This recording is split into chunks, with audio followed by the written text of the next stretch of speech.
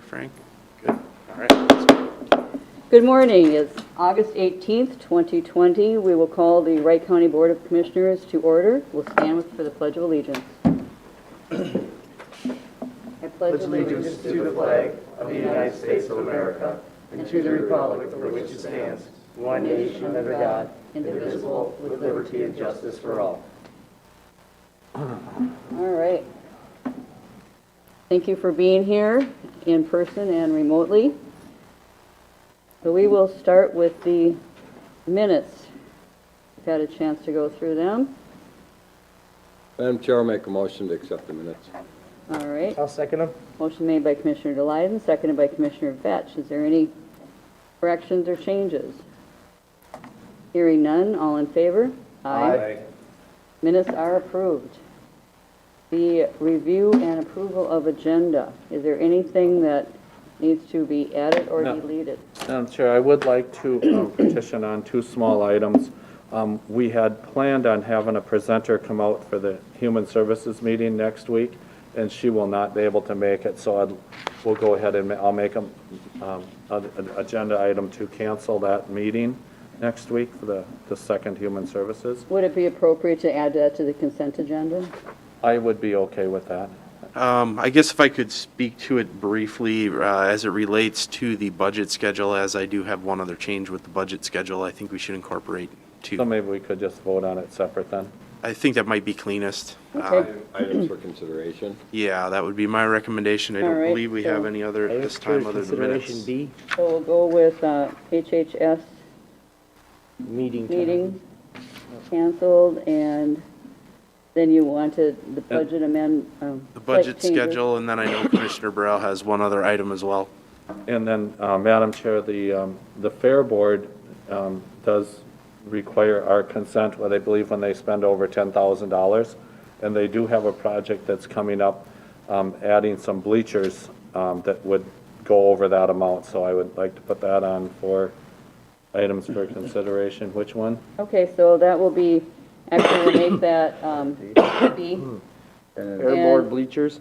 and then budget schedule C. Okay, and Madam Chair, one more item, please. All right? I'd like the Carter? board to discuss what's the topic of discussion tonight. The library board, it's a work session, and it has to do about police brutality and systemic racism, and I just want the whole board to know what's going on there, just because I'm uncomfortable with it. All right, we will make that item D. All right, And then with those changes, Madam Chair, unless anybody else have anything, I'll make a motion to approve the agenda as amended. all right. Second. Motion made by Commissioner Burrell, seconded by Commissioner Delyden. Any comments? All right, hearing none, all in favor? Aye. Okay, the agenda is approved as amended. The consent agenda, is there anything that anyone would like to remove for discussion? I'll make a motion to approve the consent agenda. Second. All right, motion made by Commissioner Delyden, seconded by Commissioner Potter. Any discussion? Hearing none, all in favor? Aye. All right, the consent agenda has been accepted. The timed items, moving on to Mr. Bob Hebaugh, Auditor Treasurer. Hey, good morning, Board. The first item on the agenda is, remember, we had one of these land surveys a couple weeks ago. This is Torrance property that's being subdivided. It's treated like a plat. So in the paper, in your board packet, you should have the fact that it's all been signed off by the appropriate parties. So I'm asking you to approve this land survey. All right, Madam Chair, I'll make a motion to approve the registered land survey number I'll 49, second that. Franklin Township. all right, motion made by Commissioner Delyden, seconded by Commissioner Burrell. Is there any discussion on that? Hearing none, all in favor? Aye. All right, motion passes. Madam Chair, it requires your signature and Lee's. I'll put it in the back. All right, thank you. The second item on your agenda, we got notified last Thursday of a TIF district in Delano. They're planning on having a meeting tonight, so they've asked if you would waive the 30-day comment period, that you have the right to review it and make comments on it. You've done this in the past. Yep. So Yep, Madam Chair, I'll make a motion to waive the third-day requirement for Delano's TIF district.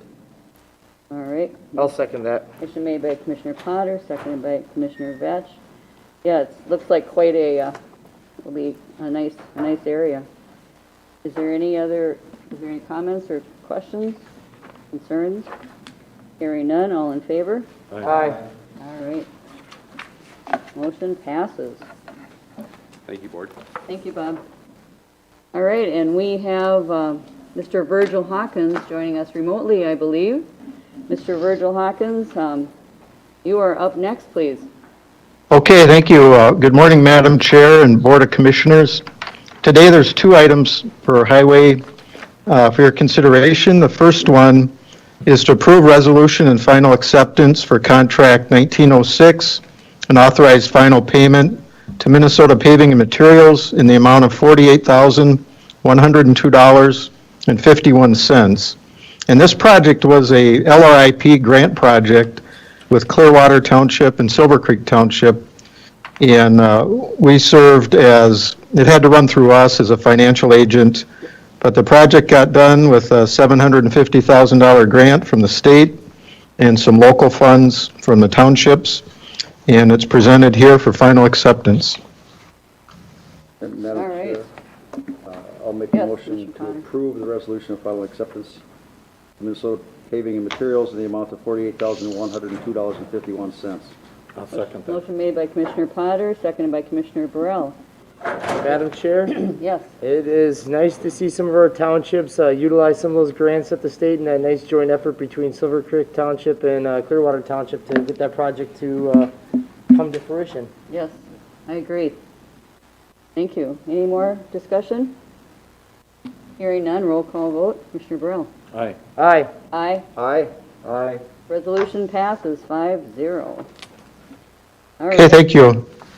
The second item is to approve resolution and final acceptance for contract 2004 and authorize final payment to Pearson Brothers in the amount of $12,720.63. And this was for our 2020 Seal Coat program that also included some Southside Township roads. And the work was done by Pearson Brothers out of Hanover, and it's for your consideration for final acceptance. So moved, Madam Chair. All right, motion made by Commissioner Potter, seconded by Commissioner Delyden to accept this resolution. Is there any comments? Hearing none, roll call vote. We'll start with Commissioner Vetch. Aye. Aye. Aye. Aye. Aye. Aye. All right, resolution passes 5-0. Charlie, wait your turn. Thank you, Virgil. Okay, thank you. Yep. Keep up the good work. All right, moving on. Mr. Mark Mattice is here. Oh, we're 2 minutes early. Is that okay, Mark? Yeah, come on up. Good morning, Madam Chair, members of the board. Morning. A couple quick items, I hope. A while back, I came with the resolution for Connecting People to the Outdoors grant that we applied for back in June. We submitted it at the end of July. They didn't like my resolution, missing a couple things they thought were important. I said that wasn't important. They disagreed. So here I am with an updated resolution. Basically, it's the grant application submitted in July 31st, with an updated resolution for that. And I was hoping you guys would pass that, and I can put it in, and they'll still accept the grant. Madam Chair, I'll move forth that updated resolution. All I'll right. second. Motion made by Commissioner Burrell, seconded by Commissioner Vetch. Is there any discussion on this updated resolution? If not, roll call vote. I'll start with Commissioner Potter. Aye. Aye. Aye. Aye. Aye. Resolution passes. All right, thank you. Second order of business is our Park Commission meeting minutes and recommendations. Out of our meeting came 2 recommendations. May or may not be familiar with Freedom Farm and our lease with the Lake Ida Schoolhouse. Yeah, that little. Yep. Yep. In your packet, there is a floor plan. They would like to add on just a small section of classroom space to help them better meet their clients' needs. 624 square foot addition. It's not on the historical structure. It's on what they've done. Okay, So the Park Commission did review that. They were 100% in favor of it, moving forward with Freedom Farms, letting them do that addition. The only thing is, any improvements, any alterations come to the Park Commission, come to the county board for final approval before they go to planning and zoning for permits. Mark, I do have just a quick question, because I believe there's like 4-H groups that also use that schoolhouse to meet. Would they be able to use that part of the building too then? Freedom Farm works with the scheduling of the woodland woodettes. Yep. yeah, I'm happy to see that they're still going. I mean, they've expanded their operations, and they came before the Ways and Means Committee, gosh, probably, I don't know, 8 years ago, wasn't it, Charlie, or maybe Yeah. 7? Yeah. With their proposals and, to, Yeah, It is a really good thing, because prior to that, they had a lot of trouble getting funding for anything to put a new roof on for any kind of maintenance, so Yep. it's really helped having that partnership. It's been good for all ends. Yeah. I think one of the things that they've expanded greatly into is veterans. is what? Veterans, and Oh, he just sits okay. back there on his Yep. phone. Playing Pac-Man or something. He's playing Galaga. With the veterans and the disabled veterans and what they do for therapeutic and emotional stress for veterans, and I think that's one of the reasons for the addition to just that. Yeah, addition. that's great. Yep, we certainly, all of us benefit when people are served in this way, for sure, so. All right, so we have a Want me to resolution. go through number 2 and take action on all at one time, or? We could. Okay, number Yeah. 2 is, we've been getting quite a few inquiries about food truck operations in our park system.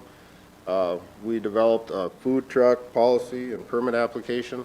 It mirrors a lot of, when we do at Beebe Lake or Montissippi or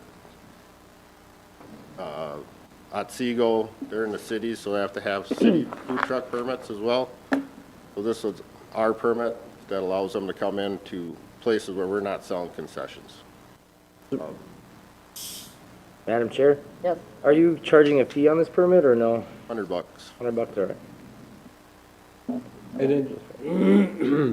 If they also have a city, They have to have the city one as well in those areas. And so like Clearwater, Pleasant, and those parks that are in the townships, they wouldn't have to have the city license, but they still have to meet MDH requirements and supply all their insurance information and stuff like that to us. yeah, So you're requiring a COI as well, and then $100. Permit. Yep. Yep. And then a copy of their food manager's license or their food Yep. license. Yeah. All that good stuff. yeah. I think food trucks are becoming increasingly popular in places, and, So now if they're doing like a special event, let's say at one of our shelters for a graduation party, a wedding, that would just, if they're only serving that group, they wouldn't need the food truck permit. great, Because it's like a catered event in the park. They'd still have to have that background information. This is if they're coming in, setting up and selling to the general public. So, Madam Chair, have you thought about just doing like a tiered one? Because maybe there's people that'll pay a $25 permit for a single time and then so much for a season. we talked a little bit about it, but we're like, let's just give it a whirl and see where it goes. Ice cream trucks have been one of the biggest pushes for us. They drive around and go to the parks and the swimming beaches in the summer and sell ice cream cones. Whatever you sell out of an ice cream truck. yep, and the permit is good for all of our parks, so. Yeah. One time One-time fee and then go to any of the parks. oh, okay, Yeah, they just have to write which ones are going on, where they give us a schedule. Yeah, I think, we had talked about it, and we just thought, let's try this. And if we get pushed back, and then they want to do a one-time fee type deal, and we're getting a lot of calls on that, then we can do that too, but. I don't see it being a big thing, couple, 3 a year maybe, but something that gives our constituents something, gives the vendors something. Madam Chair, and I'm definitely not, the fee that you're charging is not high at all. I mean, I look at it from a brick and mortar perspective, and that's the competition to brick and mortar, and they're not paying the same taxes that you would if you had brick and mortar. So if you don't have an adequate, I guess to say they pay their fair share. So Yep. it's kind of, that's where I want to make sure that they are collecting something, because there is other restaurateurs all over our community that are paying exorbitant amount of property taxes. Oh, for sure. That don't have that luxury to just up and pick it up and walk it into the park, so. Yep, And what happens in the cities is they have a fairly hefty permit. We felt like having a hefty permit on that, on top of a hefty permit, wasn't right either. Yeah. So yep. Yeah, Just gives us a chance to manage what's happening. And Madam Chair, and that's where, don't get me wrong, I'm not advocating that it needs to be higher. I think that is an adequate amount. I don't think for $100 for all the parks in the county is, Well, it'll give us an idea. Yeah. I mean, if we get thousands of drivers, food trucks that want to come, then we can relook at it. We look So like the state fair in our parking lot and people can't Right. park to use the So facilities. then it'll we'll give look us at it. somewhat of an idea. oh, that'd be. That will bring the people in. Madam Chair. Commissioner Potter. Thank you, Madam Chair. Mark, is there a mechanism for your Parks Board that to look at the end of the season, how it worked, and Yep. any potential modifications? Yep, we That's always, how I look at it. At the end of the season, we review what happened, what went well, what needs to be changed. yep, we always review those types of things Thank you. at the Park Commission. This year, I don't think we're gonna get a lot of headway on it. I mean, it's the end of August 18th today, so, you know, like our beaches and stuff really only have a month and a half left, so I don't think we're gonna get a lot of interest in that, but. Yep. Good. Well, is there a motion to? I'll make a motion accept the- to approve the request by Freedom Farms for addition to the Lake Ida Schoolhouse and approve the food truck policy for the park areas. All right, motion made by Commissioner I'll second Lyden, is seconded by Commissioner Burrell. Any more discussion on this? No, that's it, unless you have any questions on any of the other minutes that were informational. Okay. We're good. Thank you. Okay, hearing none, we'll call for a vote. All in favor? Aye. Thank you, Mark. Thank you. Yep. Motion passes. Moving on to our items for consideration, we have a number of minutes. Oh, I'm sorry.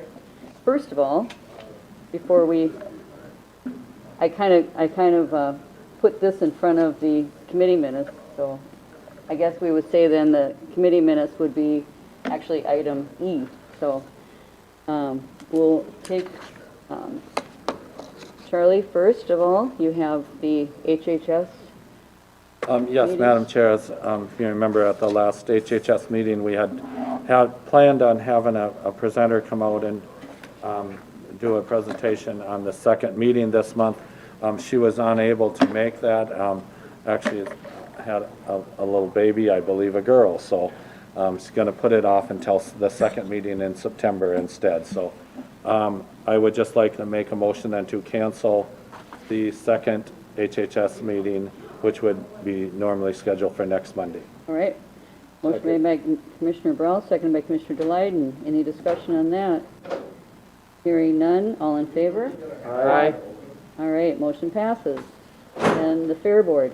And then, Madam Chair, I forgot to put this on the agenda earlier. I actually got a call a couple weeks ago already. But the Fair Board is required, I think there's a number, and I think it's $10,000. Do you remember, Bob? If they spend over a certain amount Yeah, it's anyway, 10. 10,000, they're supposed to get permission from the county board. And they do have a project where they're bringing in some bleachers that were donated by an entity that I guess wants to remain anonymous at this time, but it's a very nice donation. It's a large bleacher section with an announcer thing built in. Wow. And, but the cost, they're given that for free, but the cost of moving it and setting it up is somewhere around that 50,000 plus area. Wow. But it's gonna be, if they had to put that in, had somebody else do it, it would be in the hundreds of thousands. So it's still a very nice donation, but it is going to be an expense at the Fair Board that they would need our approval. So I guess I would make the motion to allow for the expense for doing that particular project with the bleachers. All right, I don't know if we need a particular dollar figure. I don't think they exactly know. They've gotten some estimates in the 50,000 area, so I would just make a motion to approve it. approve. Second that. Approve that, okay. Motion made by Commissioner Burrell, seconded by Commissioner Potter, to approve them spending the over $10,000 mark to bring the Yeah. bleachers in. Bleachers. For this bleacher project. Yep. And then, Madam Chair, just for Yep. discussion, if Administrator Kelly could just let them know that we did approve this, if it gets approved. I'm assuming it will. All right, Madam Chair, I just want to make sure that sorry, Madam Chair. yep, go ahead. So I want to make sure that they understood that they're spending their money. They're spending their money. I just want to make sure the public Yeah. didn't say that we approved an expenditure Right, that's that just, we are, Yep. yes. No, it's exactly. it's a technicality that we have to approve them to Well, spend and their it's a money. way, it is a good thing though, because it kind of keeps us in contact with the projects that are Yeah. going on, the improvements and things like that, Definitely. so. Yep. Madam Chair. Yes, Commissioner Potter. Just to refresh, the county owns the fair and the The property. property, but we lease it to them, and the condition was that anything over $10,000, they have to come before us, so we have to approve that expenditure, just to protect us from something that may happen, or just so we're aware of everything going on. And they're abiding by what we asked them to do, and I applaud them for doing that. And the bleachers are for the infield area? The infield area and yep, so the tower that's over there now would actually be replaced by this. It's a way better system, I guess, and it would have the sound system in there and all. It's obviously football field bleachers from somewhere. And the infield bleachers, any of you that have been there know that that was definitely on the top of the list to get replaced, Yeah. because those don't meet any OSHA safety or whatever. They need to be upgraded, and plus they need to hold more crowds because they're always selling out of these events. Yep, this would add to their capacity, the Correct. seating capacity, so. Madam Chair, Yes, I would just, and I don't know, does our risk manager double check things out at the fairground? Time to time. I just want to make sure that these bleachers aren't outdated already. I mean, I'm not sure why they're being replaced, so They. I just want to make sure that, I can tell you that what happened when they were put up originally, it was a foundational problem. So they moved a little bit, and so they have to be taken down, and then they're gonna upgrade at the same time, apparently. There was some foundational problem that they had. So the fair, that's one of the things that's gonna be kind of a large expense. They're gonna make sure that they have a foundation that will support these. thank you. There's no more Now discussion? you know more than anybody. No more discussion, all in favor of this? Aye. Aye. All right, motion passes. And then a little tweak to the budget schedule, Administrator Kelly? Yes, I believe copies were distributed on the dais for you to review. Additionally, I have one additional change. So working through the dates, the first revision will be on August 19th, just a flopping of the assessor and vet services. We'll switch spots, so now we will have vet services at 10 a.m. Assessor will take the 1 p.m. slot. do we have to? Well, I suppose you could deny the recommendation, but I know Tony had a conflict and reached out to Greg, and it sounded like it worked for both parties, so that was the plan there. I'm just not sure I can deal with vet services that early in the morning. Well, it's not that I can't deal with veteran services, it's probably, the department head that, Yeah. so early in the morning, trying to tout up Air Force and that sort of stuff. It is kind of a stretch for me to get up at 10 o'clock. I was Air Force. All right, and then a couple other little things on the back. Actually, on the 21st, we had discussed at yesterday's kickoff meetings, moving the parks meeting to 11:30 instead of 11 to allow for more time for the IT discussion. We had completed Budget 100 yesterday's meeting, so we struck that. And then relating to what Commissioner Burrell brought up, we were not going to have a Health and Human Services Board on the 24th, so we removed the 1 PM session from the 25th, shifted that to the 24th at 1:30.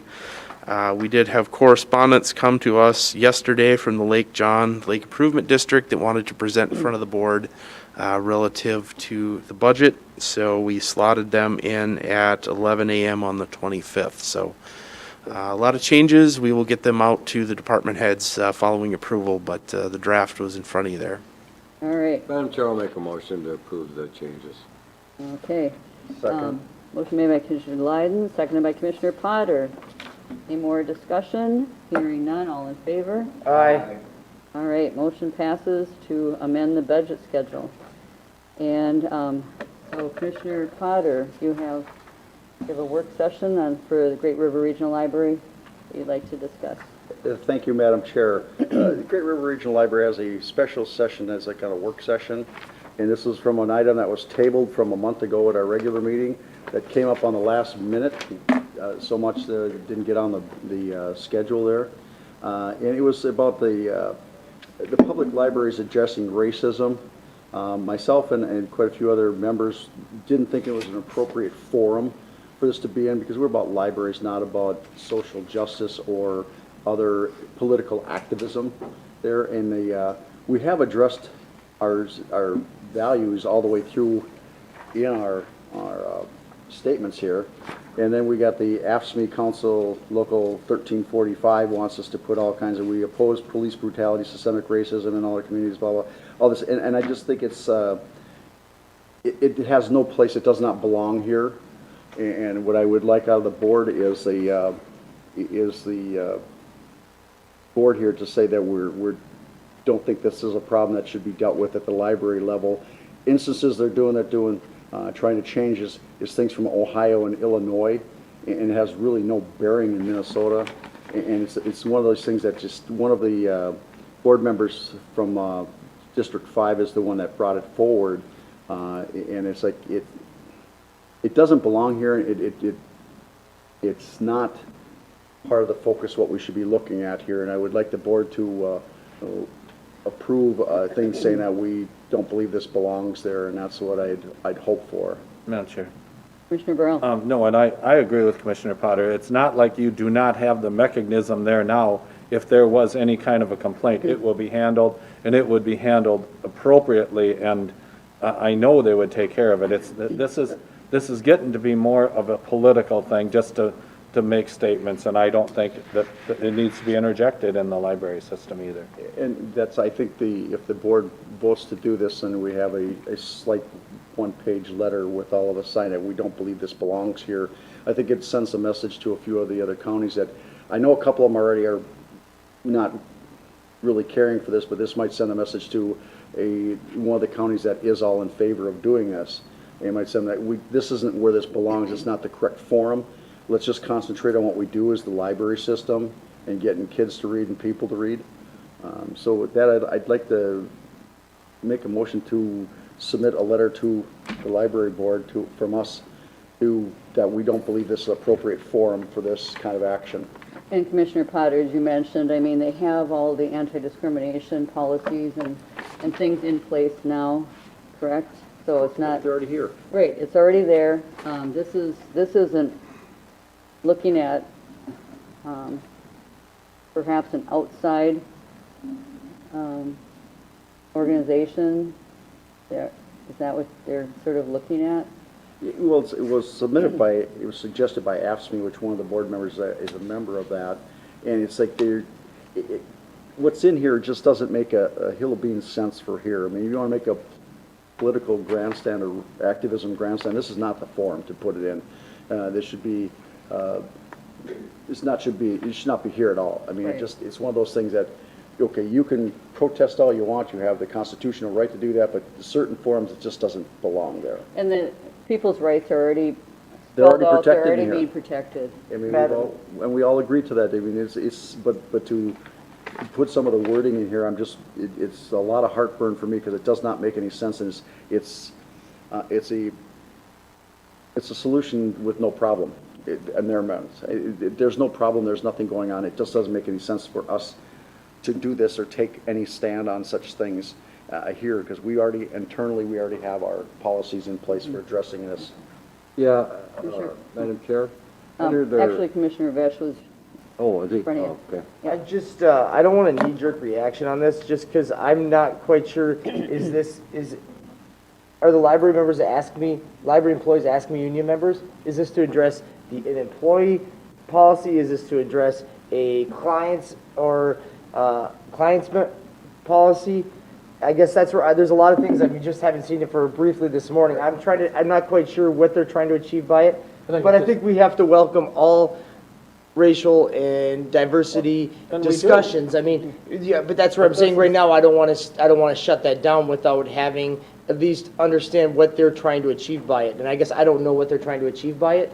And I just want to at least, before I go and write a letter, and I guess the other side of it is, I guess I'd want to know what you intend to put inside the letter, the content of the letter, because a letter written in this context could be very taken anyway, a lot of different ways. It'd have to be very, very carefully written, and I don't know that we've discussed it enough as to what we're trying to get across. I don't want the letter to come across that we are not open to discussions of cultural diversity or racial diversity, and that's what I'm afraid that will come across. Okay. So that's where I'm just. And that's not my intent. No, My intent is that there's already mechanisms in place to cover these issues, and this particular mantra here just is not germane to the operations of the library. Madam Chair? Commissioner, delighted. I pulled up their website, the Great River Regional Library, and under our core values, we provide free and equal access to information, under the exceptional service. Under community focus, we are inclusive and embrace diversity.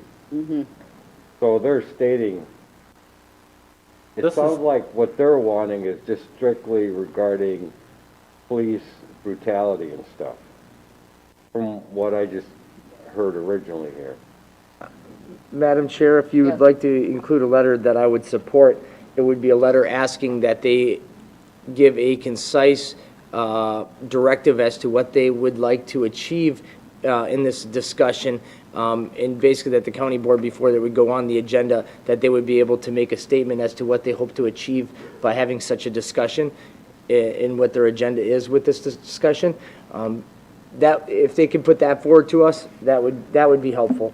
I think that, you've got the meeting today, and I think maybe bringing the information or discussion back to us next Tuesday might be helpful for all of us to really get a sense, because I agree, I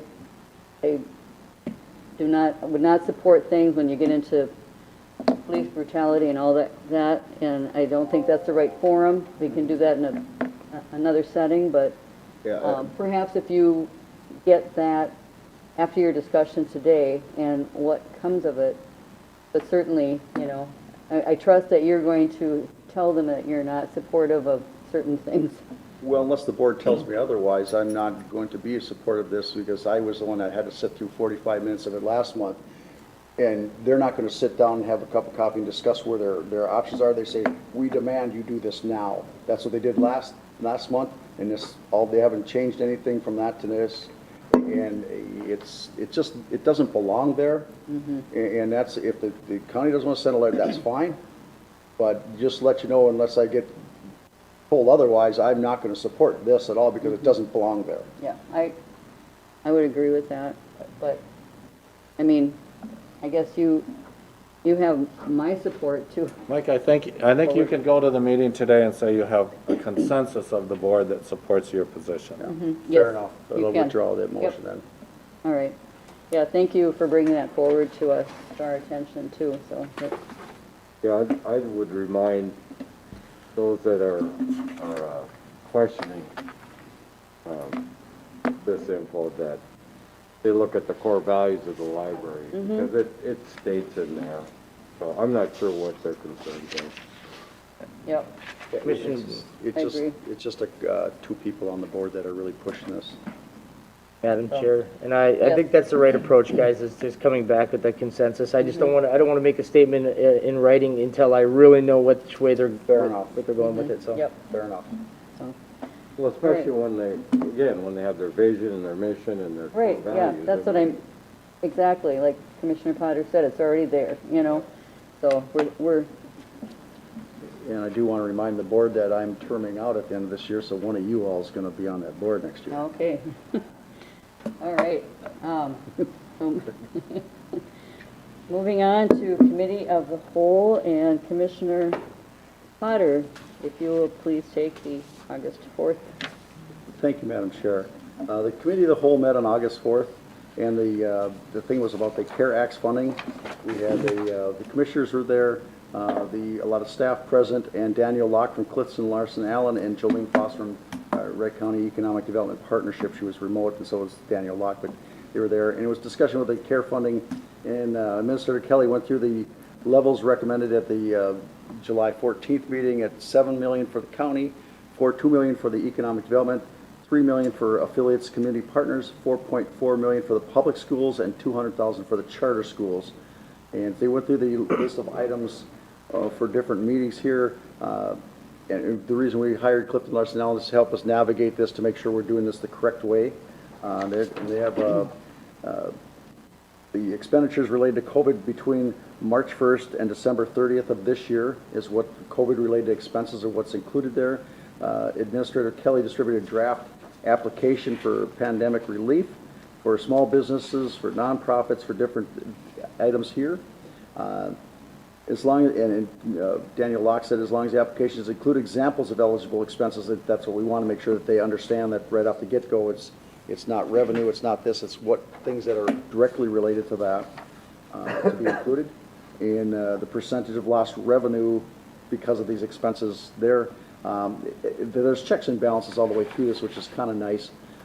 Commissioner Vetch question, how much money we give to nonprofit organizations? Locke went on to say that the cities of more than a population of 200 people receive funding from the state, of which we only have one city that's under that, South Haven. And Daniel Locke also indicated and told us that Rebecca Fields from Clifton Larson Allen would be the contact persons for cities and township regarding questions applications, which we also had the meeting before, afterwards with townships. Was that's kind of nice to have them and have somebody they can talk to directly on this. Is as long as the expenses were incurred due to COVID-19 and weren't budgeted and incurred between March 1st and that they are eligible expenditures. And it said the county should provide guidance to businesses along with the list of eligible expenses and that. So this, most of us cut and dry. To me, it's pretty clear, and people have questions, they can do the checklist, ask the questions. If it's still yes, you can go on. If it's not, no, stop there, which is kind of nice. It makes it so they don't go through the whole exercise if they're not eligible. A recommendation is discussion related to the specific request to be addressed at the 8-5 committee meetings, which is the next one coming up. And with that, I make a motion to approve the minutes and the recommendation. All right. Motion made by Commissioner Potter for the minutes and the recommendation. Is there any discussion on that? I'll second that. Or second, thank you. Now discussion. Commissioner Potter made the motion, Commissioner Vetch made the second. There's no more discussion, all in favor? Aye. All right, motion passes. We have the CARES Act Committee on the 5th of August. Commissioner Vetch. So on August 5th, a blend of different commissioners sat on 3 different advisory committees regarding to CARES Act funding, along with a great number of staff and a great number of other partners present as well. I'm not going to list them off if anybody wants to see who was there. The first meeting was at 9 a.m. for the Wright County Economic Development Advisory Committee for CARES Act funding. Myself and Commissioner Potter sat on that. Jolene Foss, the Executive Director of Wright County Economic Development Partnership, presented. We had a great deal of discussion as to what type of loans or grants we should do and what the application should look like and what some of the requirements should be. It was coming to the consensus that we would do loans up to $20,000 that would be potentially forgivable loans if the businesses were still open in 12 months. However, between then and now, just so you're aware, I don't want to mislead, that this might be a discussion that is coming back for more discussion because of requirements to doing forgivable loans, may be overly burdensome. So that'll be more to come. The other side of it, we had the discussion of the $2 million that we had for economic development, that we'd allot 1.6 to start with and hold back 400,000, depending on the need basis. We want to see what we had, get the temperature of the water first.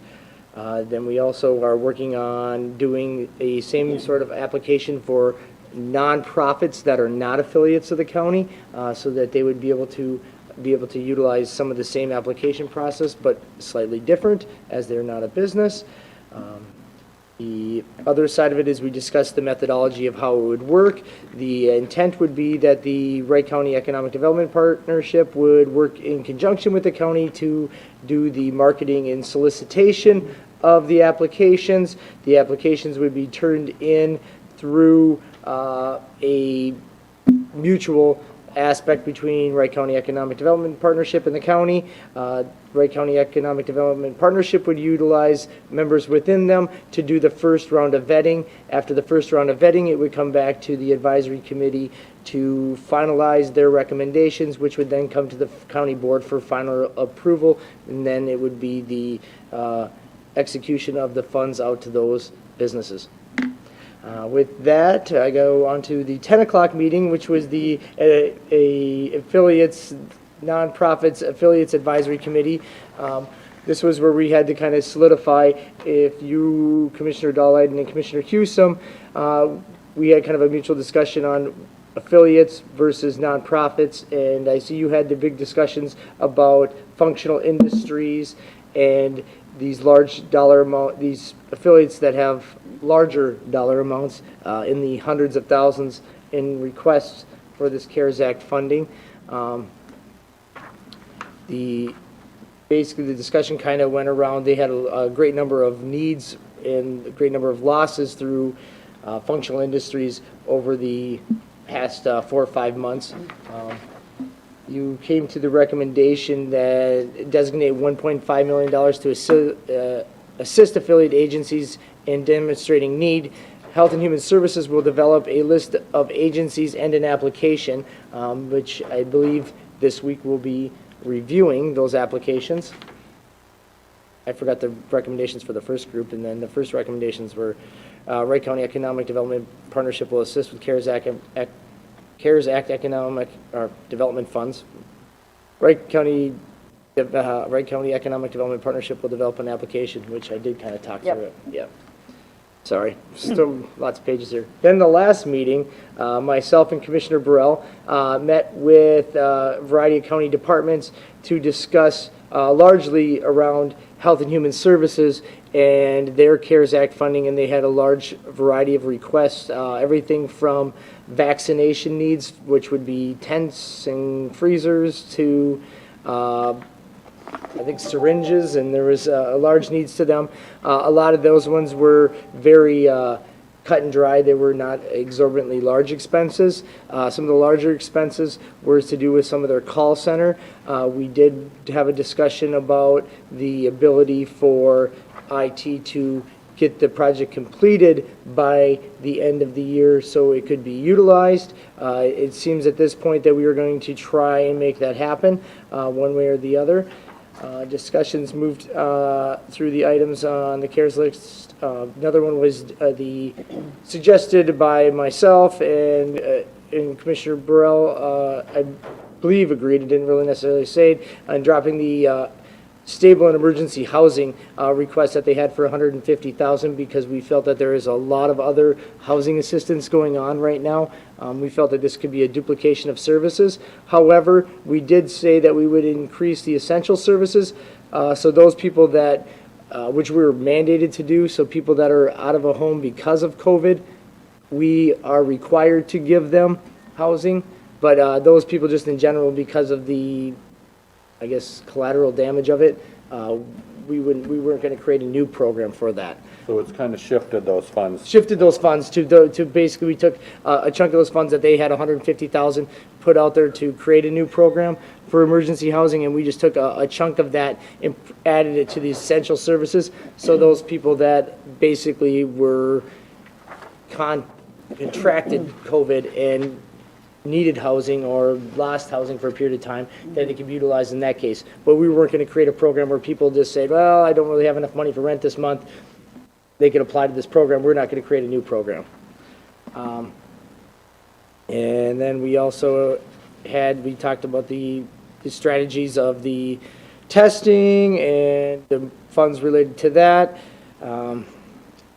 Here, we also, Minister Kelly noted that the employee wages would make up a large portion of the allocation.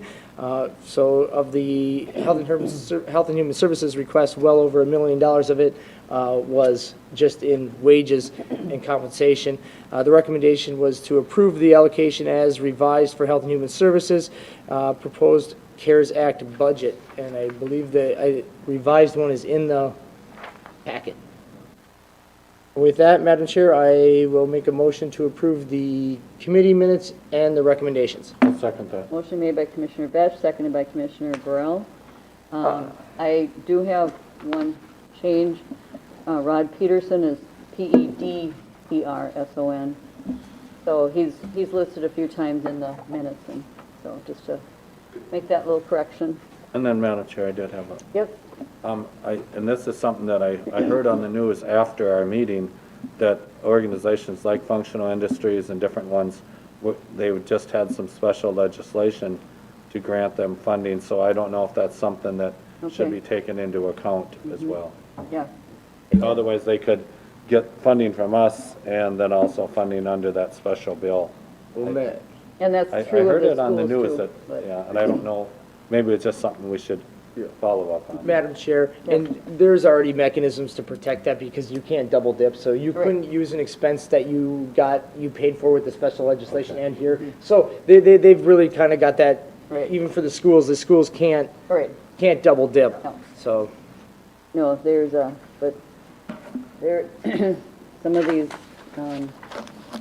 affiliates have had tremendous expenses, and so even if they got from both the state and from us, they still wouldn't probably be getting as much as they've been impacted by, so. And Madam Chair, I just wanted to ask if Commissioner Dahlett and Commissioner Hughesman, I wasn't in part of your affiliates committee, so it was a little bit difficult for me to interpret the No. meeting notes, but I don't know if there's any comments you might have in regards to that No, second one. No, you're good. So, any other discussion? Hearing none, all in favor? Aye. All right. The minutes and the recommendations have been approved from those three meetings. And Madam Chair, Commissioner Potter? I want to apologize to the rest of the board. I had to step out for a moment. The lady in the crowd was having an issue, some kind of crisis there. So I wanted to make sure she was being directed where she needed to go. Yeah, thank you. So I wanted to take care because looked like she was in some kind of distress. Thank you. So, She was here the other day, too. Yeah, she was here last week. but All I right. just want to make sure she got to where she needed to go. All right, thank you. Moving on to our rather robust and workshop last week. All right, thank you, Madam Chair. The first item on the agenda of the workshop was we had an earlier version of the draft budget schedule to review as part of the scheduled meetings as needed. We had approved at that time the draft that was presented, which has now been modified again as of today's meeting. Second item we had for presentation was Shane Zart from Flaherty and Hood was here to give an update on the legislative proceedings. He talked about a number of things. The first we talked about was bonding relative to our request that we have for funding to assist us with our building dental clinic and our new facility. And he noted that we've had a couple special sessions and no activity relative to our project has taken place and that it's unlikely yet here in 2020, unfortunately. Another piece of legislation we had interest in was the DVS, or Department of Vehicle Services testing. Talked about some of the closures that had taken place statewide with the DVS testing centers and the difficulty in trying to find tests. Talked about a little bit of the discussion that had taken place at the House and Senate but had gotten some traction, but not as much as we'd want. So he talked a little bit in the final bill, the three things that we're working on. So it talked about some block scheduling, some scheduling issues that had cropped up, and legislation that was going to work to assist in streamlining that, and some assistance regarding the proctoring of driver's tests and who could be able to do that, and some of the challenges of geographic locations in order to provide the tests. And then there were some reporting requirements that the new bill would require to report back to the legislature on January 1st regarding testing backlog. So still kind of up in the air there, but we appreciate the order, the update that Shane gave us on that bill, which recommendation was just informational only. We continue to follow the nuclear power plant in Monticello and their IRP process. So he noted that the current IRP plan is scheduled to be filed with the Public Utilities Commission, and it has been already, and that the public comment period has opened up with the PUC, so members of the public can comment at this time. We were going to keep aware of this, as this, of course, is a big part of our county. We will look to do a resolution potentially in the fall to help carry this forward. Talked briefly about drainage legislation that we had looked at. Unfortunately, that kind of got caught up with COVID-19 and did not move forward. So the next item that we circled back around was with the dental clinic again. This portion of the discussion really centered around the design and build out of the dental clinic, knowing that the bonding was likely dead for 2020 and we have to be looking at it at future sessions. So we talked a little bit about the work that has been done and what was needed to continue forward. An estimate had been quoted for approximately $120,000 to complete the schematic design, which did not include the mechanical, electrical, or plumbing. We discussed quite a bit we probably would not be allowed to be reimbursed for any expenses we would pay to this through bonding. So after a lot of discussion, talking with both representatives of Community Dental, our public health group, as well as our facilities group, the recommendation was not to proceed with schematic design at this time due to the cost, but facilities will work on stubbing in utilities into that space, so at a future time when we can build it out, it will be able to be done easily. The next item was the Economic Development Authority update. The meeting was scheduled for the day following our workshop on the 12th. Bruce Kimmel, who's assisting us from Ellers, kind of gave us an overview of the purpose of the meeting and what we were hoping to achieve. So just a quick overview. The meeting has since taken place, as you know. Item number 5 was an update on construction projects. The first item that was brought in was the Trailblazer expansion. Bids were opened on 7/29. The tabulation is included here in the packet if folks are interested. We had a little over $2 million that's been bonded for that project, and the bids came in well under. The request at the meeting was for a little over $1.5 million to be set as the gross maximum price for the project to proceed forward. $350,000 of the remaining is planned to be used to pay off the abatement of the project. So the recommendation was approve the 1.550050 95 cents as outlined as the gross maximum price, and then the abatement amount of $350,000. Gary Ludwig talked about a few project features that had been brought out of the project in order to meet the good bidding. If there's funds available, he may consider adding those back in.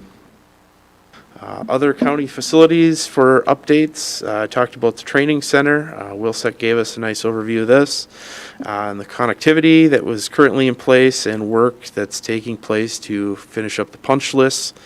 A follow-up meeting was planned for a few days afterwards there. EOC, backup EOC was planned to be ready for the end of the week. I was working on card key accesses for that site and camera system, so soon using the facility is already starting to take place. Wilsec also provided an update on the Justice Center and the work that continues out there. The parking lot was just paved around that time, also for the shared lot with the new administrative center. He mentioned there was some issues that handicap ramp would have to be redone, and there's some work that would need to be done on the landscaping as well as the interior areas and some of the courtrooms and wood panelings. So targeting the contractors to have substantial work completed by the 1st of September and work through punch list following that. And occupancy hoping for mid-October. Government Center update. Wilsec again provided an update on that project. A number of departments have been on site and had a few minor changes that will be minimum costs that he will bring forward. Anticipating the envelope of the building to be fully enclosed by mid-November or December. Should note there was some discussion with the potential of the Economic Development Partnership potentially moving into that facility. We also had planned for a testing site for the DMV to be included in this facility that we will have to get some more information on, given the current status of DMV testing sites in the state. Next item was soil and water and ag drainage, creating a project fund. This was an informational item that was brought forward. The request in the 2021 budget would to add an additional $33,000 into the special projects fund to be used jointly between our ag and drainage department and soil and water. Talked about a few specific ditches, County Ditch 10 and the next steps on that. A few comments about Ditch 22 and some of the different types of projects that would be used or completed using these funds. So again, it was just to bring up the discussion as this will be a budget request for 2021.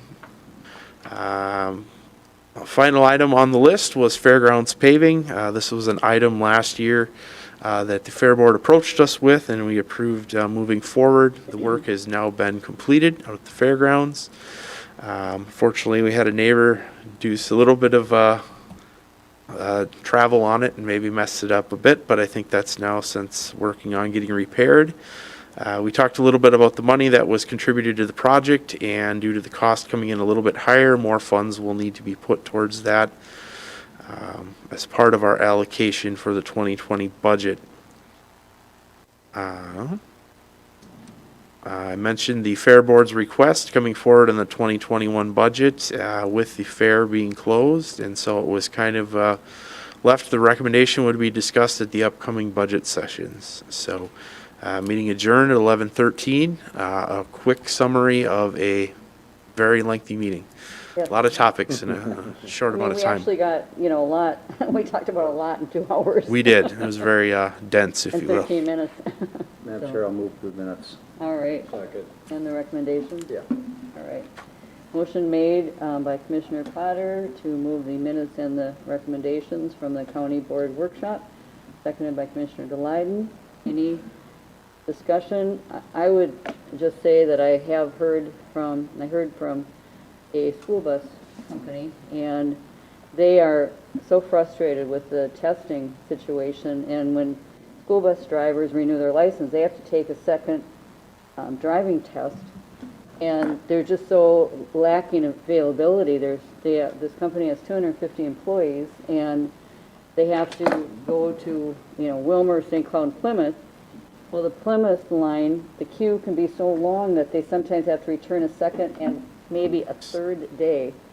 So if that's not challenging enough, for people with, that's their livelihood, plus they have a very important job transporting our kids. So this is, just something to continue to work on with the DMV testing, and hopefully can get a site. They have a special program strictly for school bus drivers. They can. No, there's more Class D, I think, license is different, but, yeah, I don't know. No, they do allow, there is legislation that allows school bus companies to enter into a self kind of testing program where they can use a test proctor to come out to their location to test their drivers. That gets them through the test aspect, but these people still have to go to the DMV to actually get the physical card. And that's where a lot of these backlogs is, because look at us, you have to make an appointment to get a license. Now, to go in to get an appointment, you have hundreds of bus drivers that went and got their tested by their company.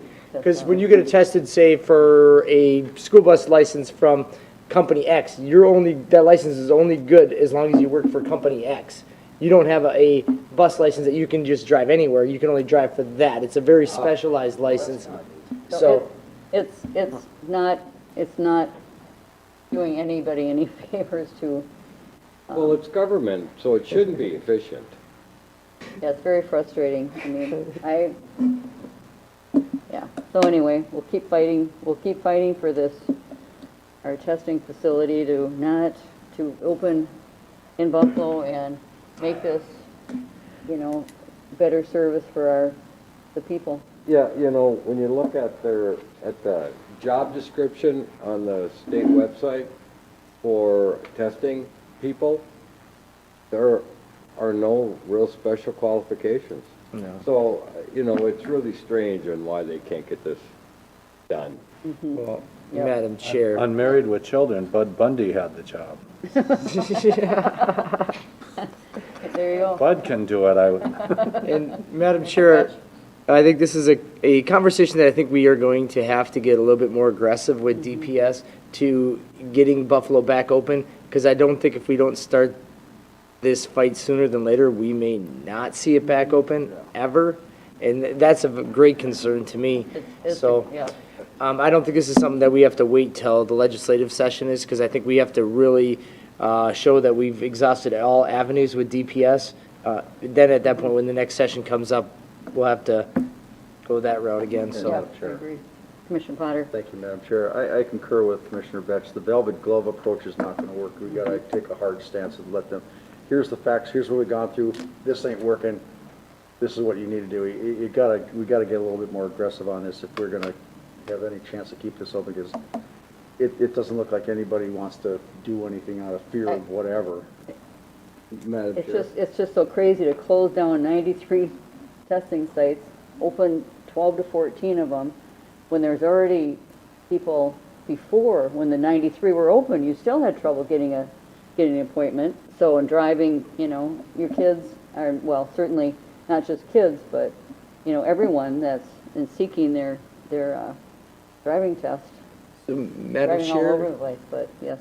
I'd like to Commissioner ask, Delighten. oh, sorry. Sorry, You're yep. up. Yeah, I just wanted to say, at least the legislators in their requirements are saying that DPS has to let them know January 1 what they're doing about the backlog.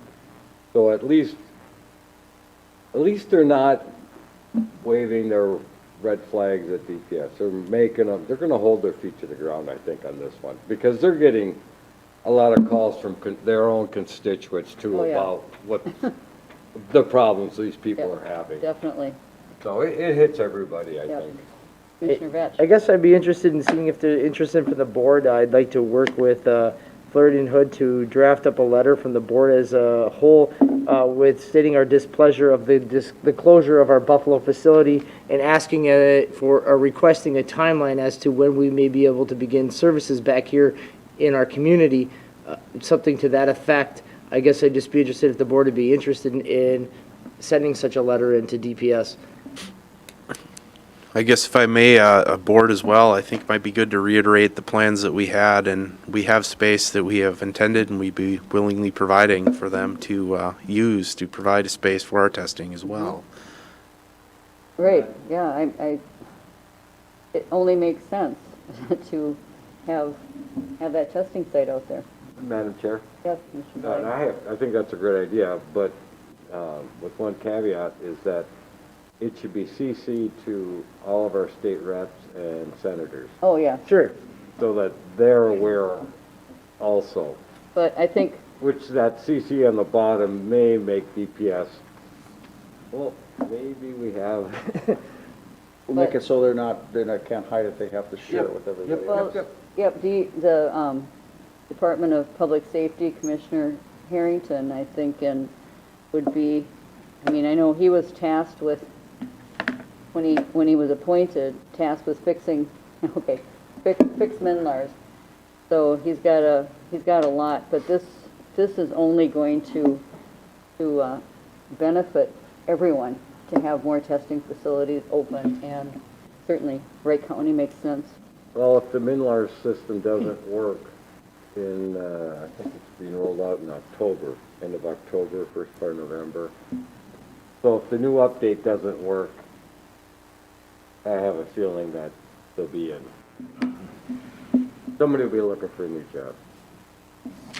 I don't, so I guess clarification, Madam Chair, Administrator Kelly, I don't think we need any kind of a vote to send such a letter. I think it's just a consensus is enough for us to draft up that letter.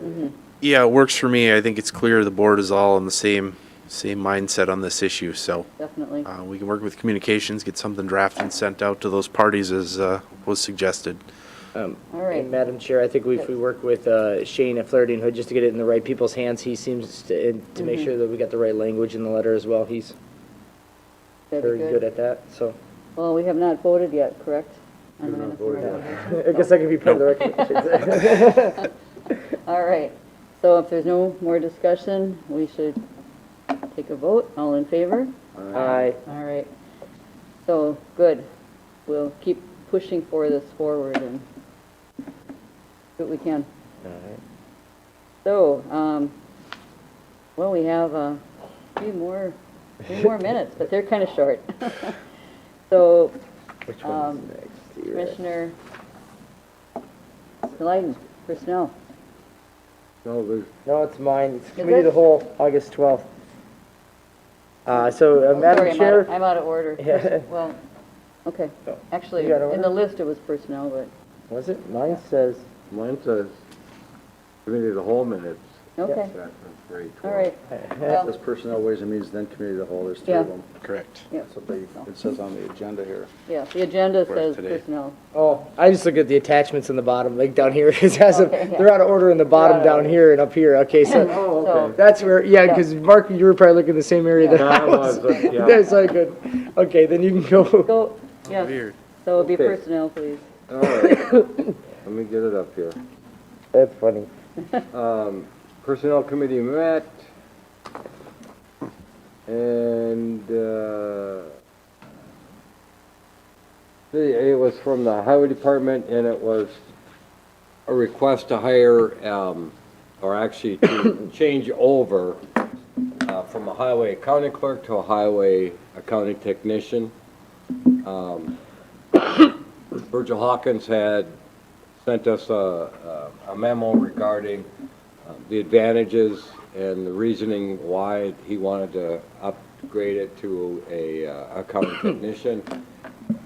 Excuse me. A lot of it was based on the federal reporting and state reporting that's needed to be done, and the record keeping that's required for all the different highway reports that need to get filed and stuff.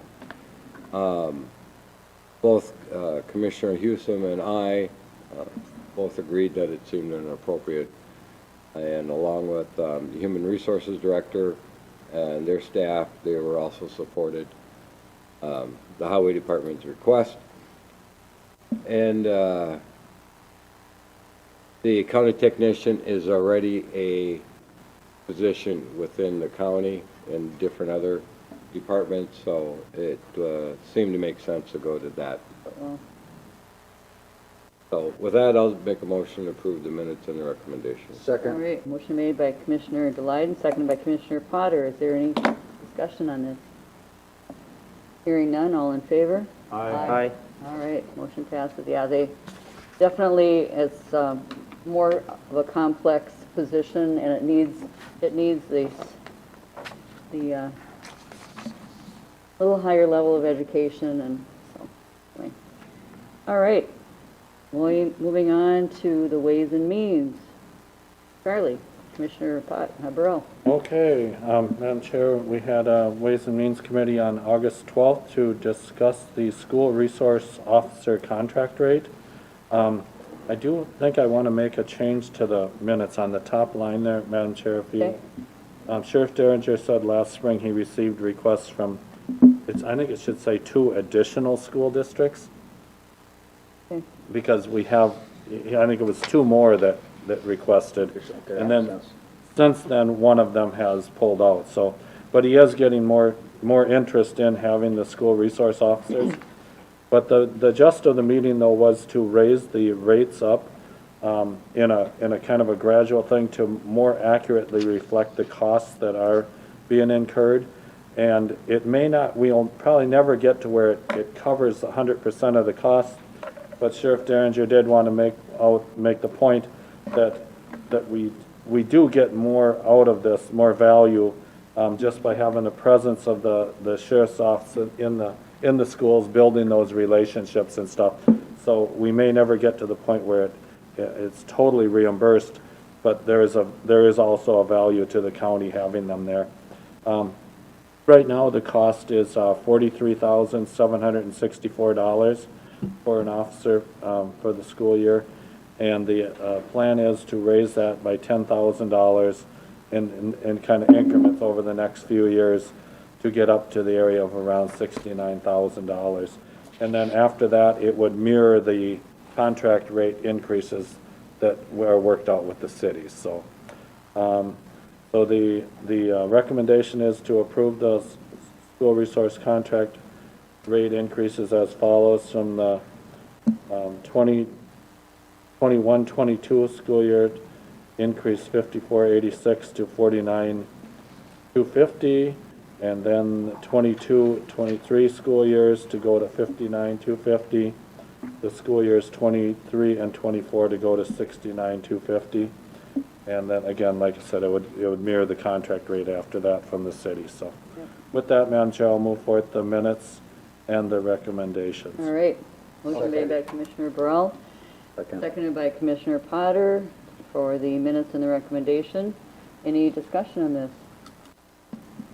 I would just say that I told him I appreciated him bringing this forward because we need to be a little more realistic, and it's such a wonderful thing to have these deputies in the schools and building these relationships with kids so they recognize really what community policing is all about, and that they're there to be of service. So, any other discussion? Hearing none, all in favor? Aye. All right. The minutes and recommendation are approved. Oh, Commissioner Vetch, Committee of the Whole on August 12th. So August 12th, the county board met again on that evening at 5:30 with the members from a variety of the townships in the county, as well as a number of county staff. The meeting was centered around the CARES Act funding that was available to townships. The meeting was centered around a presentation that described the process that townships, many of which have not taken, and educating them on what they need to do to get their funds from the state distributed to them. So there was a number of slides, and we wanted to facilitate them with contact points here at the county or at Wright County Economic Development Partnership to help facilitate getting that taken care of. We also did a little bit of education on what the county is doing with their CARES Act funding in the distribution of our $16.55 million, which came to the point of around $7 million that would be actualized with county expenses internally, and around $5 million that would be done for economic development and county affiliates and nonprofits, and then another $4.4 million that was allocated to school districts within the county. The presentation also talked about options to townships as to whether they would like to do the accounting and the distribution of the funds themselves, or once they receive it, if they'd like to turn in their funds over to the county, in which case we could, through an application process, reimburse them for their expenses. So we gave them those options. We also reiterated the importance for them to file with this, or get certified with the state and getting those funds dispersed, because if they do not file with the state, the funds will remain at the state and will not get dispersed to the county, which was a bit of miscommunications, because a lot of the townships believed if they did nothing, that the county would just get their funds, but that is not the case. So a lot of them now are working on getting this taken care of. So this was purely informational only. With that, I make a motion to approve the minutes with one discussion point once I get a second. All right. I'll second it, but, Motion made by Commissioner Vetch, seconded by Commissioner Delyden. yeah, one thing is that I was present. Sure that I was absent, I was late, Yes. still from the top. Yep. That's one You correction weren't, I'd you, like to make. you weren't really, late. I mean, you kind of, well, you Yeah, came I in was right here. about I was the a few minutes late. Okay. What's that little word behind absent? Reminded? What the hell? time. And also, there is Yeah, I'll buy also that. a township officer from Maple Lake Township, correct? Newman? Newman, yep, Newman was there, yep. And what's his first name again? Scott, not Scott. Scott. Was it Scott? Yeah. Scott. Yeah, I was gonna say Scott, and then I Yeah. was questioning myself. So if I did too, I had the same thing. One thing that I do want to say, because I know I talked to one of my townships that wasn't at this meeting, and they didn't think they needed to go because they were going to do nothing, because they assumed that the county was going to just get our funds if they did nothing. So I do think we need to put out a email, because there's still a lot of towns, because I was kind of surprised that we didn't get 100% attendance on this, but after reaching out to some of the ones that didn't attend, it was clear that they believe that same methodology, that we don't have to do anything because the county's just going to get our money. So Yeah, I would just want to see if administration or if John can just send out another email that, action is needed, kind of is the key top line. Or it goes back to the feds. Yep. right, and Right. I know, because I heard from one of my townships, and they just, think this is too complicated, so they're just gonna, probably forfeit their funds, but, so I need to have another discussion with them Sure. to see if we can And Madam help Chair. them through this. Yes, Commissioner Potter? Thank you, Madam Chair. And also maybe remind some of these townships that Rebecca from Clifton Larson L. is a person who can answer some questions, because maybe we can't answer, but she can. For to help as a resource again, to remind them that if you Yeah. have any questions, talk to her and she will help you. Yeah. I do state that we are going to owe great thanks to Jolene Foss. She's gone out there already on a number of township people and is actively holding people's hands through getting this certified at the state. And I would encourage us to continue to direct people in that direction. I think, because I don't know, I know you offered yours as well, Lee, but I don't necessarily know that you have quite as much time as maybe she can to do that. Well, and I think that that's a great resource because she's local. She can, just probably might be easier to find her availability than it is for Clifton Larson Allen in some of these circumstances. And I mean, I certainly would like to maybe have this one township reach out to her first, Okay. or I can maybe put her in touch with him. Yeah. So we can get that, because it's a complex thing, and this is obviously new to all of us, so Yeah. that's why we're getting the help that we're getting, so. And Madam Chair, we've been inundated with a lot of questions, anything from relating to what was presented to just having issues with filing the DUNS number. So I Right. appreciate Jolene's been great with helping. Staff are going to have a meeting with Clifton Larson Allen today to work through some of the questions. We're looking at, I think it's a good idea to send out a reminder to the process, as Commissioner Vetch said, but also we're trying to work towards kind of an FAQ with some of those commonly asked questions, if we can get that out with it, and some other resources. So there's, like you said, this is a lot of information. It's kind of evolving, and there is a timeline that's ticking on it. So urgency is certainly prompt a lot of questions to come our way. And Madam Chair, another thing that we have to work with staff, that we have to get a process developed for the townships, because a lot of the townships are sounding like they're going to turn their funds over to us and use an application process to utilize their expense. But I guess we have to develop that timeline on what they need to do, that instruction sheet on how to do that. Right. There's a number of steps that they have to take to make that happen. It's hammering out the logistics. You're right. Yeah. We've gotten an application draft from Clifton Larson Allen regarding, I'll call it a reimbursement from the county back to the townships for their expenses. So we're getting there, but just the logistics of who's it going to, who reviews it when, and then the processes of transferring the money and our capabilities and what their capabilities on their end may or may not be as well for electronic transfer.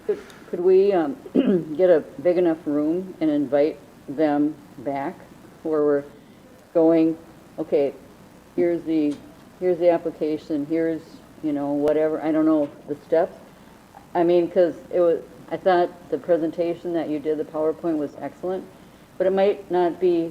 What's the next step? We have to follow, okay, now that you're gonna go this route, Right. here's what it looks like. Exactly. Right. And that might be something that we should do. I mean, we've got till September 15th, is it? Yes, but time is ticking. I guess my ask would be, we have a meeting planned this afternoon to get on the calendar at the staff level. Can we revisit this? I know Thursday we have the 2 meetings regarding CARES Act. Let's touch base there. I think it might be good to follow up as you suggest, but I think we need a little bit of time to get our logistics hammered out first. Yep. Yeah, good idea. Madam Chair. Yes. Commissioner I'm just wondering if it's okay with the motion maker and the seconder to correct the minutes, so to put Delighten was present, even if he came late, we'll still call him present. And then the other change that I think should get made is Dennis Bizey was actually with Rockford Township. Right, I think maybe when he signed in, he probably put his Wrote his address and so address, on. yeah. So So- I think that's good. So he should be changed to Rockford Township. All right. Is there any other, Is that okay with the motion Oh. maker and seconder? Absolutely. okay. Yeah, I And was wondering why he had listed Delano. Is there any, does anyone else have people that were here that, in the townships that you don't see on here? Well, I know none of my townships showed None up. of your townships came. All right. So with that, with those changes, the corrections, is there any more discussion? Otherwise, all in favor? Aye. Aye. All right. The minutes and the recommendations passed. Moving on to items for advisory committee, advisory board updates. Commissioner Burrow? You know, I was at a couple of meetings, but it was so long ago, I don't remember anything. Maybe that's a good thing, Yeah. anyway. No, Madam Chair, I met with soil, water, and whatever, there was nothing really extraordinary to bring up, though. Hey, Charlie, you were here on Friday for the canvas board where somebody else forgot. I didn't forget. No, I was late. I thought it was at 1:30. Mike came in right at the end. Oh. Yeah, So the- I'm late again, I was but late again. the canvassing board, everything went fine. We checked different precincts and everything matched up, and, so, yeah, like I say, nothing extraordinary. Okay. That's all. I really didn't have anything. Thank you. Great. Commissioner Vetch? I got the Bertram Advisory, I met with, boy, it seems like forever ago, myself and Commissioner Dahlheiden. We, reviewed the paving, which looks very, very nice out there, and the city did theirs as well, which is, equally as great. The campground is moving forward, very timely and should be completed and ready for opening next May. The other piece that we discussed is the nature-based schooling that Monticello is going to hold out there. They have historically been doing a nature-based preschool out there. They are now going to do a K through 5 nature-based Oh, really? outdoor schooling out there this year. So more to come on that. You know, they've had a huge demand. Huge demand. I think they're planning on having, I think, about 120. I don't remember that. I shouldn't even throw a number out there. It's a number of kids though. But now they've expanded it to they're using 4 different parks within the community. I think they're using some of them in the city parks, and I think they're using maybe it was in Montissippi. I can't remember. They have a number of parks that they're using for this. Yeah, I know that, yeah, you're right. But they're also be utilizing the YMCA's facilities. Facilities. Yep. Bertram. So I applaud Monticello for trying some very unique educational styles given this strange time. So definitely a learning curve to see what works and what doesn't work, but if you don't try, you don't know. That's right. Yeah, and as far as the city's part, the paving got done on that, on the road going in and also on the, up to the campgrounds along with the parking lot area for the Monticello area. And their fields are coming in really well, looking really nice.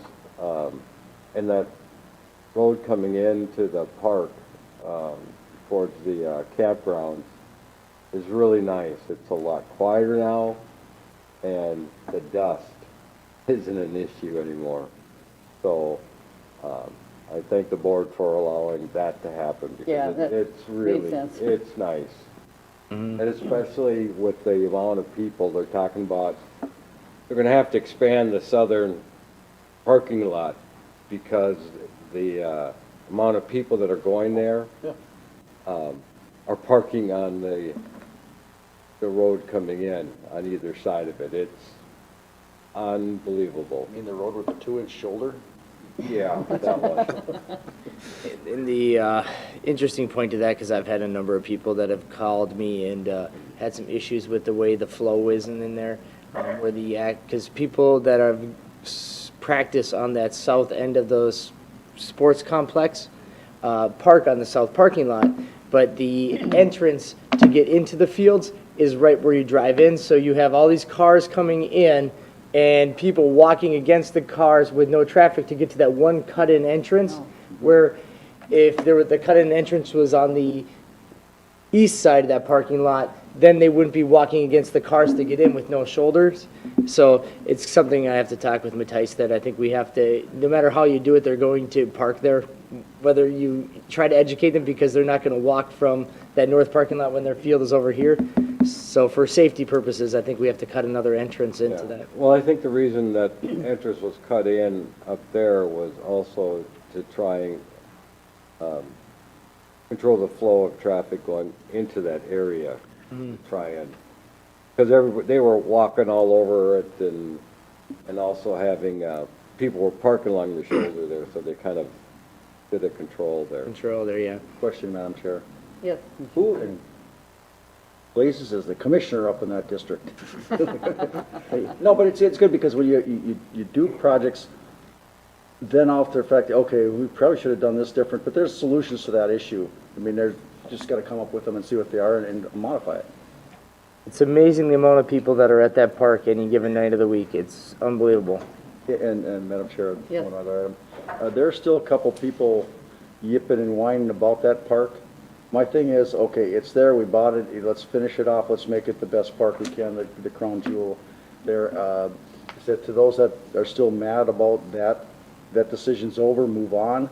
We're just making it a good park, and people are utilizing it, and that's one of the issues when people say lower your taxes, and say, well, we can cut the parks, we don't need parks. Well, no, leave the parks. Well, understand that costs money, that's not free. You know, and it's a crown jewel that other counties are envious of us for having the park system that we have, and it's being utilized. People are enjoying it. It is being utilized. Don't go to that park if you're trying not to see any people, because you're going to run into people at that park.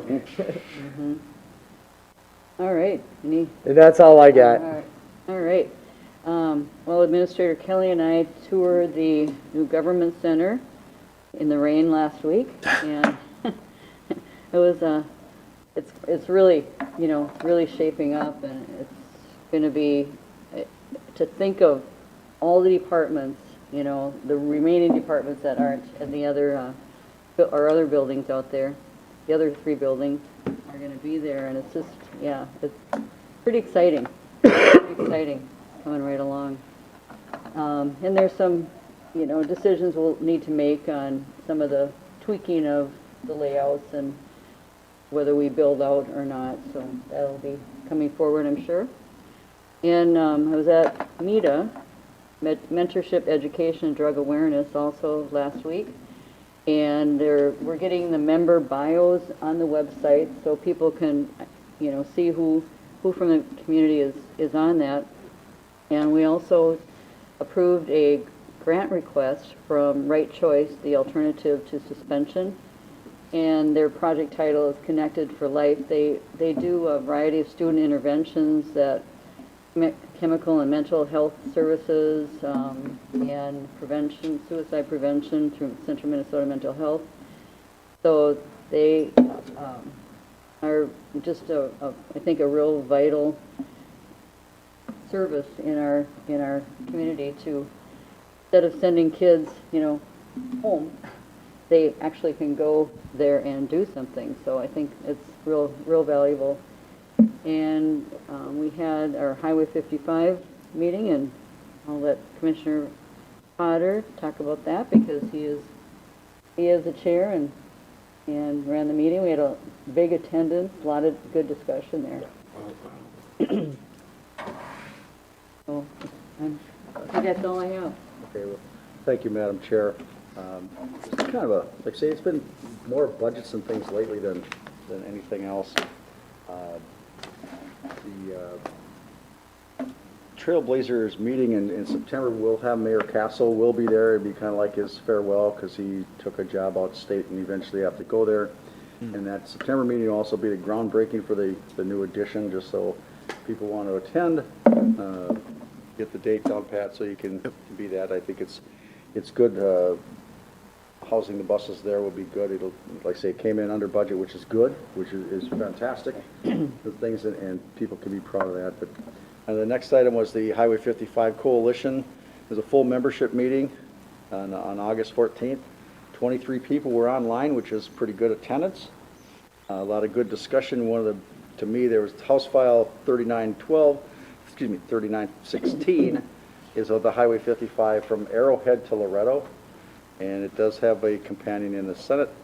I was concerned because Ways and Means Committee did not have the 55 in there, but I was assured by both sides of the aisle that even though the Ways and Means did that, because that was a last minute change, that was not how the full House and Senate was going to go forward with that, if it ever does get on a bonding bill. The other thing is we're working with MnDOT and the feds to extend the agreement to Highway 55 Coalition to 2025, and we're looking for an additional $45,000 in funding, and it's looking good for us so far because of everything going on, the extension, and there's progress being made, and they know that we're still working it. So more to come on that. Hopefully that happens. We also, for our December 11th meeting, we'll make sure that we invite all the newly elected people there to get their feet wet. They have been sending these to the people that are running for office in the area that are 55, Touch Nadu and Kevin Anderson. Both of them have been receiving these, so they weren't there, neither one, but they're getting the reports. The other thing is the routes, which is the federal program, and being that the question was, because Hennepin County's urbanized, will that be eligible? And since they're using the 2010 census, the part from Arrowhead out is not in the urban core area. It's eligible for routes, which is rural opportunities for transportation. It's eligible for that. And so we're going to run with that to see if we can get some funding through that, because of course the bonding issue didn't happen. That was a $4.5 million for right-of-way acquisition, a preliminary and final design. We're going to try with the routes and see if we can get it that way. It seems like it's a good chance of that, because we do have Congressman Phillips, liaison legislative assistant, was there in attendance, or excuse me, on remote, and is aware of it, and they are pushing for it. That's the beauty of having freshmen in those things, that they really want to have an accomplishment. So that's that hammer we're pressing on them if you want to get rid of and keep going.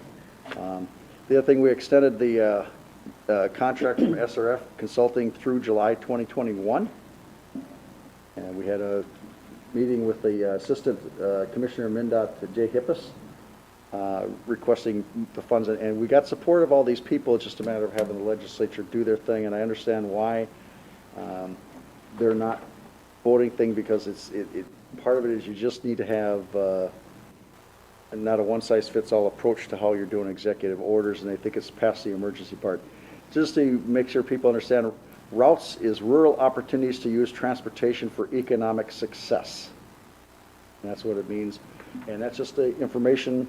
They have a application roadmap toolkit, which is kind of, it's easy to follow along to see if, how you can go through the process. And more to come on that. That's all I have, Madam Chair. All right, thank you, Commissioner Delyden. Thank you, Madam Chair. Yeah, the only thing I really want to add to was, I was on a Teams meeting or whatever you want to call it with ERP, with Oracle and Cyber. And I believe Lee sent out an email, or was part of his information he Update, sent yeah. out yesterday. So I urge you to read that, and we're just having a few issues, and what Cyber is saying and what our people are saying are two different things on where we're sitting today. So hopefully we're going to get this straightened out. Scott is breaking down what's missing that Cyber claims has been done. And that's one of the biggest issues, I believe. So, other than that, I'm sure Lee has more info on it, if I missed something really important. No, I think he covered the gist of it. We're just identifying the gaps that we feel still need to be addressed by the system. Again, I want to reiterate, this is a big system. This is an important project for the county. We want to do this once and do it right. Rather than rushing to meet an arbitrary deadline, we want to make sure that we get a quality product here. And so there's been a lot of discussion between the parties of the best way to achieve that. Knowing we still have funds that were allocated for 2020's budget that are still unspent as part of the project related to our progress to this point. So meeting with Scott, we're setting up a meeting hopefully later this week with Cyber and Oracle to get their follow-up to the meeting that took place, I believe it was on the 6th. So hoping to forge a plan forward and looking into 2021 with that. So just a high-level update, more to come on that piece of it. So I don't know if you had more updates other than ERP, Commissioner Delyden, otherwise. No, go ahead. Okay. Administrator Kelly. Yeah, just kind of circling back to Commissioner Potter had mentioned Trailblazer and their groundbreaking. We'll put that on the board as an authorized attendance. It will be on the 17th of September at 11 in the morning. So Gary's extended the invitation to all commissioners and anyone from staff that would like to attend. On the 12th, the EDA partnership, or the EDA advisory exploration group had their first meeting, which I thought went really well. I thought Bruce Kimmel from Ellers did a nice job of facilitating that discussion, both about what needs to be done per statute now for exploring the possibility, and also to take a little bit of time and get input from our interested parties on what a potential long-term might look like. So outside of that, the focus in the last couple weeks has certainly been on the budget, as we're right in the throes of budget season now, and of course responding to the CARES Act, both internally and externally. So we've had a lot of inquiries from the townships, of course, following our meeting on the 12th, but also trying to coordinate the efforts of the county internally here. So that is my update. All right. Well, we do have a meeting at 11, County Ditch 10. But if there's no other business to come before the board, we are